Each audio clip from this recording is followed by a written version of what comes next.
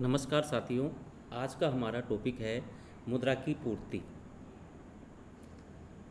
अर्थात supply of money. पिछली बार हमने अध्ययन किया था कि मुद्रा की पूर्ति के दो निर्धारक तत्व होते हैं। नंबर 1 मुद्रा गुणक, नंबर 2 उच्च शक्ति प्राप्त मुद्रा। आज हम अध्ययन करेंगे मुद्रा गुणक का निरूपण का। यहाँ हम M1 लेने पर M बराबर C प्लस डी।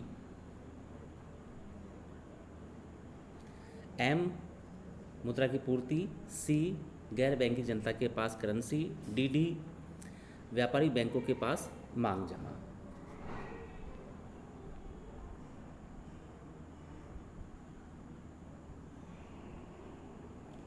दूसरा समीकरण है H बराबर C प्लस R। C गैर बैंकिंग जनता के पास करेंसी, R व्यापारिक बैंकों के पास नकद रिजर्व। दोनों समीकरणों को देखने से ज्ञात होता है कि C कॉमन है, अतः डी का मान R पर निर्भर करता है। यहाँ व्यापारिक बैंकों की भूमिका महत्वपूर्ण होती है। यहाँ हम मानते हैं स्मॉल c बराबर C अपॉन डी अर्थात करेंसी अपॉन मांग जमा अनुपात। इस समीकरण को ऐसे भी लिख सकते हैं C बराबर small c into D.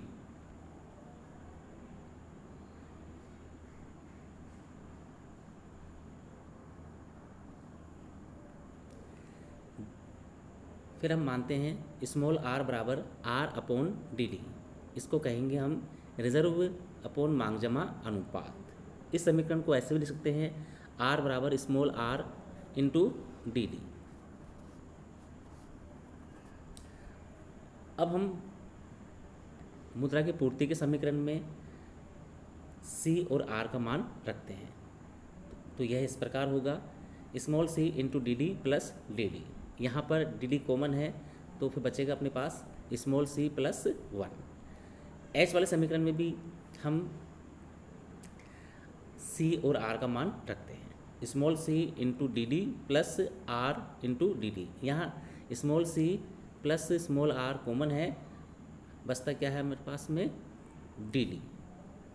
Sorry मैंने गलत बोल दिया, यहाँ डी कॉमन लेते हैं, बचता है हमारे पास में small c plus small r। यहाँ मुद्रा के पूर्ति के समीकरण और उच्च शक्ति प्राप्त मुद्रा के समीकरण को लेते हैं और M समीकरण में H समीकरण का भाग देते हैं, तो हमें प्राप्त होगा small c plus 1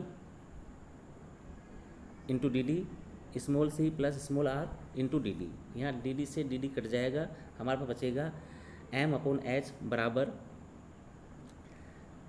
1 plus small c upon small c plus small r। यहाँ पे हमारे पास मुद्रा गुणक स्मॉल m का मान है M अपॉन H बराबर 1 plus small c upon small c plus small r।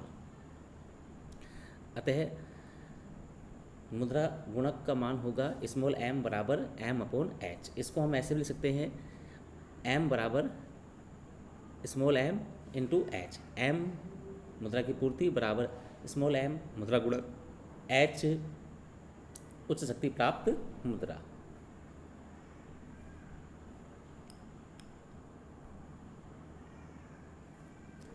इसका यह तात्पर्य है कि मुद्रा की पूर्ति उच्च शक्ति प्राप्त मुद्रा व मुद्रा गुणक के मान पर मुद्रा गुणक के मान के गुणा के बराबर होती है।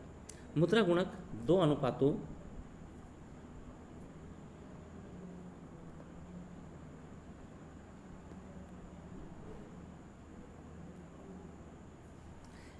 करेंसी मांग जमा अनुपात अर्थात स्मॉल c तथा रिजर्व मांग अनुपात स्मॉल r पर निर्भर करता है।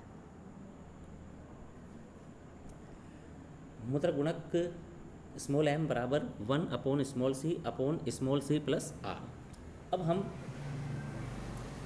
मुद्रा गुणक स्मॉल m का अवकलन करेंगे स्मॉल c के सापेक्ष, तो हमें मान प्राप्त होता है small c plus small r minus 1 plus small c upon small c plus r का होल स्क्वायर। मान आता है नेगेटिव, क्योंकि स्मॉल आर 1 से छोटा है और स्मॉल सी भी 1 से छोटा है, यानी करेंसी मांग जमा अनुपात बढ़ने पर मुद्रा गुणक का मान घटता है या मुद्रा गुणक के निर्धारण में जनता की भूमिका महत्वपूर्ण होती है।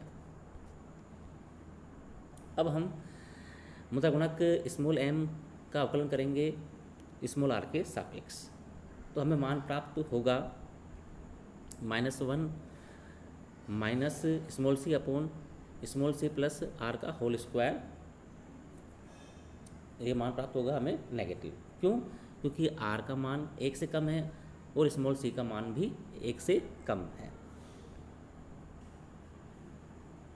यानी रिजर्व मांग जमा अनुपात बढ़ने पर मुद्रा गुणक का मान घटता है। रिजर्व मांग जमा अनुपात का निर्धारण केंद्रीय बैंक तथा व्यापारिक बैंकों के द्वारा होता है। इसका यह तात्पर्य है कि मुद्रा गुणक के निर्धारण में जनता, व्यापारिक बैंक तथा केंद्रीय बैंक तीनों का संयुक्त प्रभाव होता है। अब हम यहाँ पे मुद्रा गुणक का एक स्मॉल उदाहरण ले रहे हैं। स्मॉल सी बराबर है 0.5, स्मॉल आर बराबर है 0.10, तो मुद्रा गुणक स्मॉल एम बराबर होगा 2.5। इस प्रकार हम एक उदाहरण देके इसको समझा सकते हैं। धन्यवाद साथियों, अगली बार हम नए टॉपिक के साथ आपके साथ शामिल होंगे।